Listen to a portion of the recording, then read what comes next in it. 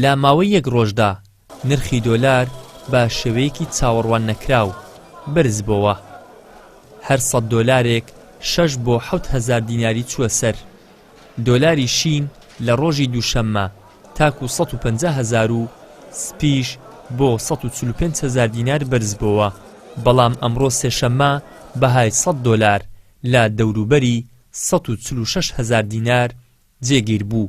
دیناری دانابیتن دەترسێ دەرێنەوەکو زیاتر بەرزتۆ دێتن بە دوێنێ هاتەوە خەڵک بە 49 کڕیوە بەڕاستی ئەوڕ تا 146,000 هاتو خوارێ. ئێستا 147 ینی لەوانەیە پاش هەفتەشکە دیسان حکوومەتی عراقی دەست بە ڕێنمایی نوێ بکاتەوە لەوانەیە دۆلاری بایەتەوە بازاریەوە داعی بایەتەوە بازاری بەڕاستی خەڵکانێکەیە بە دوو مستە ئاوی نستە ناو مەلەی بەڕاست خەڵکانێکەیە بە ئەگەر ینی حەبلەکەی کوردبی باخۆی ناتناو بیرەکی قۆڵ بخنچێتە لەناو. ئەوجا هیوادارم ئەو خەڵکە زۆر خۆش باوەڕ نەبیتن زوو دۆلاری بەرز نکاتەوە بە گرانی بکڕیتن لەوانەیە سبەینی حکوومەتی عراقی چکە حکوومەتی عراقی شەرمنە لە من دەکەن لە تو دەکاتن بە 132 خەمڵاندووە. ئەو بەرزی و نزمێتێکە هەر زۆر نۆرمالە.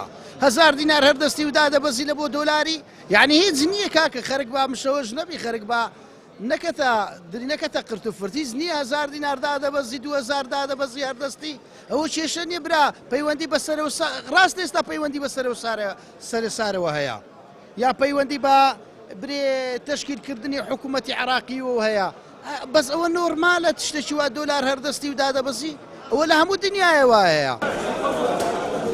هۆکاری سەرەکی بەرزبوونەوەی نرخی دۆلار زۆری خواستە لەسەری.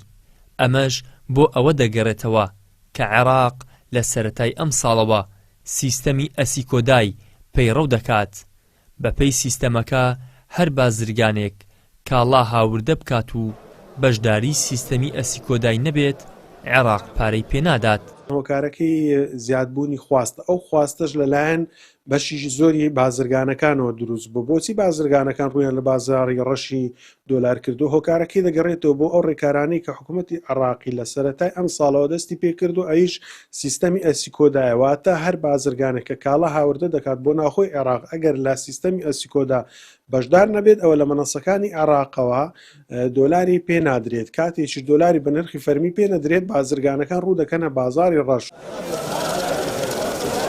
جگە لە بەرزبوونەوەی بەهای دۆلار بەرزبوونەوەی جیاوازی نێوان بەهای دۆلاری شین و سپی کێشەیەکی بازاڕەکانی هەرێمە لە کاتێکدا ئەو 2 دۆلارە لە بانکی ناوەندی لای خودی وڵاتی ئەمریکا یەک بەهایان هەیە.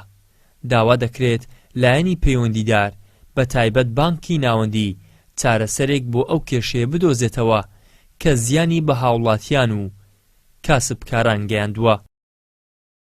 ئیدریس محەممەد، کەناڵی ئاسمانی پەیام، هەولێر.